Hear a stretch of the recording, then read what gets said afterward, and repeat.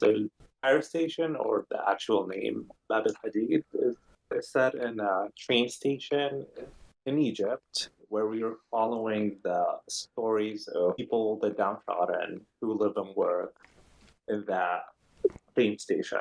We follow three characters. Nawi, which is a cripple who lived in the train station and he sells newspapers. He's infatuated with the other person that we follow, Hanuma, who sells bootleg Coke and Pepsi for tourists, and she's always trying to evade the police. And the third main character we see in the movie is Abu Sriya, who's trying to unionize, and he's engaged in Hanuma. And the whole movie revolves around their day-to-day lives in that train station. And what did you think of the film? Was this the first time you'd seen it, Abdullah? First time I saw this movie, can we like ruin the story and the ending, or Yeah, we can. or as we discussed? We can assume the listener has watched it. If you haven't watched it, go and see it. I would say like I like the kind of neo-realism to the movie tone, but I couldn't root for any of the characters, and I felt they're not redeemable. All three of them were horrible. Yeah. I don't know what you thought about the movie. I really liked it. I found it very engaging. I liked the style, the sort of, I felt it was a mix of had a neorealist style where it's just observing daily life in this train station.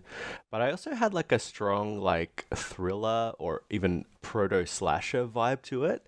This came out in 1958, like 2 years before Hitchcock's Psycho. But it felt like it was an early version of that in a way. Like it's about this very psychologically disturbed young man. He's kind of obsessed with women. He's kind of very sexually repressed, and that repression manifests through sort of violence and obsession and fetishization. So I thought that kind of exploration of very disturbing male psychology was really interesting and really well done. And yeah, I thought it was a lively, kind of interesting film. It feels like you're living in that train station.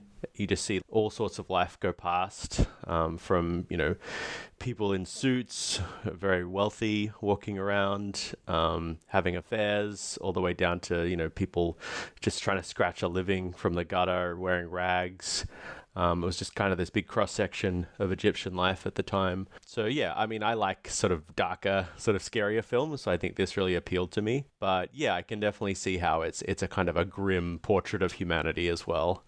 But I think that's more like a reflection of maybe the social conditions. Like, this is a very tough world to live in, and this is kind of how these characters survive. But yeah, they're not necessarily very likable characters. Yeah, that kind of the thing that tore me with this movie.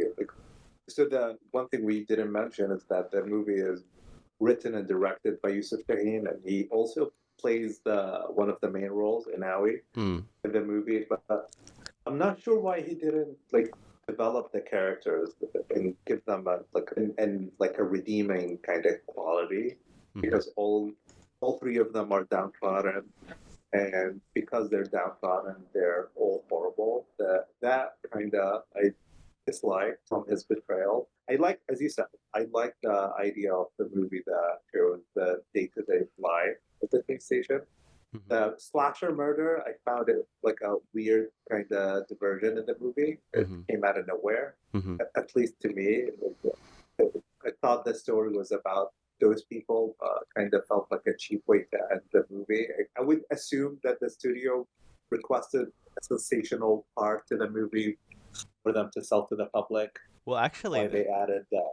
I mean, it could possibly have been from outside forces, but this film apparently did very poorly. Like, it was sort of audiences were outraged when it was released because of the depiction of violence and sex and the kind of the disturbing mind of its protagonist. So it was largely rejected at the time of its release by audiences, and then kind of had a critical reappraisal in subsequent decades. Oh, interesting.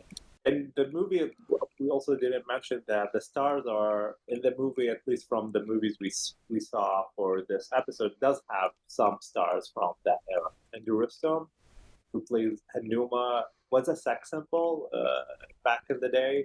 I She can was see why. called yeah, she was. I actually in this movie I saw her why her choices made her the sex symbol. Yeah, she was gorgeous. She was called Mar- the Marilyn Monroe of the East around that time. Hmm.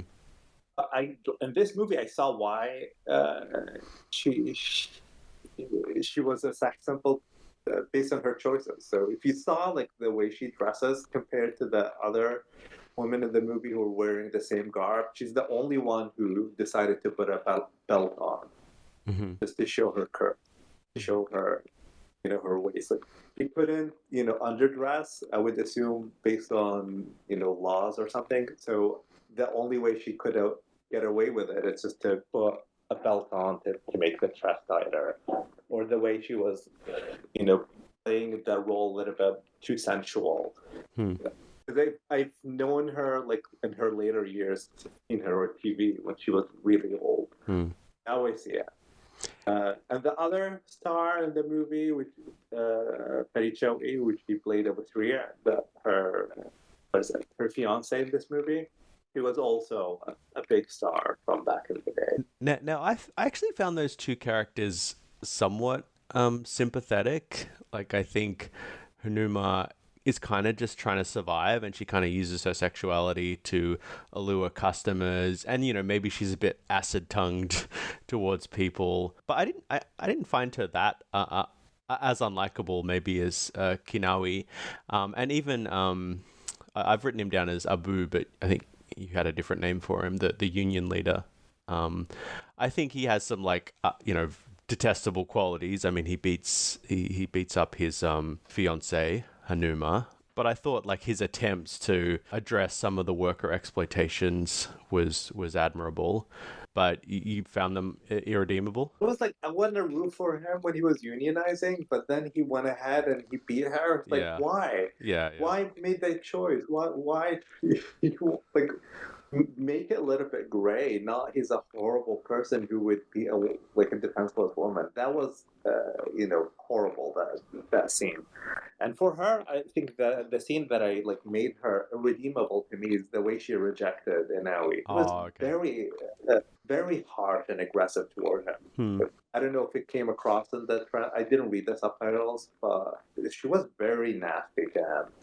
You mean because she kind of like played along with it for a little bit and then lured him into this false sense of security and then rejected him? Rejected him very harshly. Yeah. It wasn't a nice way for Yeah. to That's a good point. him. That's a good point. I just took her as a very I don't know, hard edge kind of person. Like, she seems to have had a tough life, and that kind of informs the way she treats other people. But yeah, I guess that she could have been a bit kinder in that situation. That was before his true character had been revealed. He up until then he seemed like a pretty harmless, pathetic figure. She pushed him to on this murder spree. So if it wasn't for that conversation, he wouldn't try to kill that other girl. Yeah, I don't know. It's hard to tell, like what actually, sent him over the edge. I think it's clear he was pretty disturbed from the moment we meet him, and that he was always capable of this. And if it wasn't Hanuma, it would have just been some other girl who he perceived as slighting him in some way. I don't know. It's hard to tell, but I don't know. His actions are so extreme that I don't think, I think he was always capable of this. But yeah, the violence and the sexuality was quite graphic for a film from the 1950s. I don't think I'd ever seen anything like this in Hollywood films from the 1950s. So I was quite surprised. They did it off screen, so there was they alluded to it. They weren't explicit with the violence. I mean the murder, the stabbing, you don't actually see it, but you see the knife being raised and plunged, and you hear the flesh ripping open, and you see the blood dripping out of the crate, and the sexuality, like the part where Hanuma's kind of showering with her clothes on, I thought was pretty erotically charged. I had never seen anything like that in classic Hollywood films. Yeah, it was surprising to see it. Yeah. In Egyptian cinema. Yeah. Yeah, that I would agree. That scene, but I think that's her choice. I think Hinduism kind of made that choice to make it overly sensual. Mm. I thought it was interesting, like just this mix of like incongruous features. Like you just had so many different people from so many different walks of life crossing over at this train station. And at several moments there's almost like allusions to ancient Egypt. Like there's a moment where the camera kind of pans up to Quinawi and you can see like an ancient Egyptian statue just behind him, like just beyond this modern building of the train station. And then I read somewhere there was other allusions to ancient Egypt, like the cat as this symbol of death. He keeps trying to kill the cat. And also the act of him killing this woman and then boxing her up. Some critics saw that as this allusion to mummification. The film has been interpreted as Egypt at a crossroads, this kind of collision between modern and ancient Egypt. You know, there's the people of the poor classes, there's the kind of up and coming middle class, there's this modern place, presumably built by the British while they were there, this symbol of the clockwork like rhythms of modern life, everyone coming and going, and it just doesn't quite, or it seems to work a lot of the time. But the culmination of this film shows where it stops working and the clock kind of breaks down and all hell breaks loose. And all of these people who up until then have been, you know, selling their wares and conducting the trains and going about their daily life to a pretty regimented time schedule suddenly are, you know, running around the train station screaming, accusing people of murder. People are throwing, you know, holding up knives, running across the tracks. So it just seemed to be this kind of combustion of modern life. And also the pursuit of whatever little power that people have and the way they want to, you know, hold on to them. Like the other person who did not want people to unionize, the only reason because he lose power, whatever this little bit semblance of power that he had, and he was willing to sacrifice the workers' lives and livelihood just to maintain that semblance of power. That was interesting. Kind of the push against unionization from a guy who would benefit from it. That was interesting. I didn't exactly know what to make of that subplot, the union subplot, but I thought it might have been sort of gesturing towards the growing power of socialism or socialist politics in Egypt after the 1953 revolution. I think that was led by a lot of socialists. So maybe that kind of conversation was in the air of Egypt back then. You know, the workers' rights and equal division of labor and power and all that. And you see other kind of political influences. There's a brief shot of a group of kind of proto-feminists arguing against, you know, domestic labor and domestic exploitation. You see like a kind of bunch of rockers in a train carriage at one point, drinking and partying with Hanuma, and she's handing out drinks. I thought that was a fun little moment as well. So you just got lots of different influences from culture and society all converging in this one place. The interesting part is that, like, at least to me, the drinks looked like Coca-Cola. Is the way the bottle shape is iconic. So it is a little bit at a crossroad. Is that you're seeing it as they're drinking and partying. I don't know if it's censorship that prevented them from, you know, being a little bit more explicit. Like, it seems a bit too much of a, you know, Coca-Cola ad of people drinking Coke and partying, right? Yeah, I assume it was meant to be alcohol, but they just couldn't show that. Feminism's subplot was really not a subplot, just really in the background, and I think it went nowhere, even in Egypt. I don't know if he was trying to reference any movement, because I don't think it was successful, you know, looking at it from today. Yeah. One critic pointed out that this film or this character, Kinawi, was highly resonant or sort of prescient towards the incel movement that we're dealing with today. Like all of these young men who are isolated and feel like they can't speak to women and kind of resent women because of that. So I thought that was interesting that a lot of the psychosexual issues that are depicted in Kinawi are things that are still persisting on the internet today. And the internet being this, it's sort of like a train station, this modern or postmodern crossroads of culture from all walks of life and all parts of the world. Yeah, the self-representation was definitely there, especially his mantra that the whole point for him is to go back to his family and prove to them that he's not a loser. He was able to get a girl at the end of the day. That was like his driving motivation throughout, because he is from Upper Egypt. There were at least his stories that he is from Upper Egypt, and he's been more or less ostracized from his community. And that's why, his dream of building a house on the sea and the whole spiel he told her is to go back to them and be accepted by his community. And I think, that would be more or less resonant with the idea of the incel movement. He couldn't make it there. He was fantasizing. Yeah, go ahead.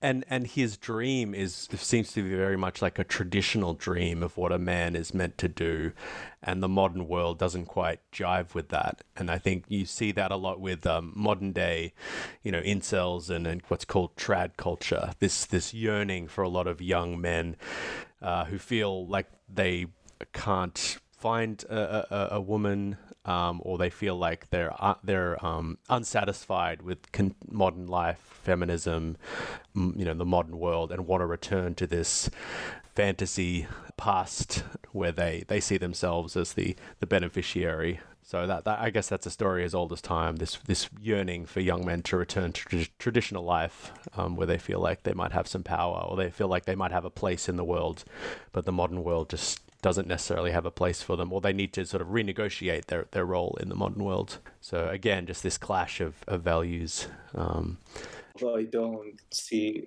what the director is trying to say with the ending is that, people who have problems, they need to be locked up in a mental hospital, like the asylum part of it. That was a very outdated mood of thinking. I'm glad we were not at that point anymore.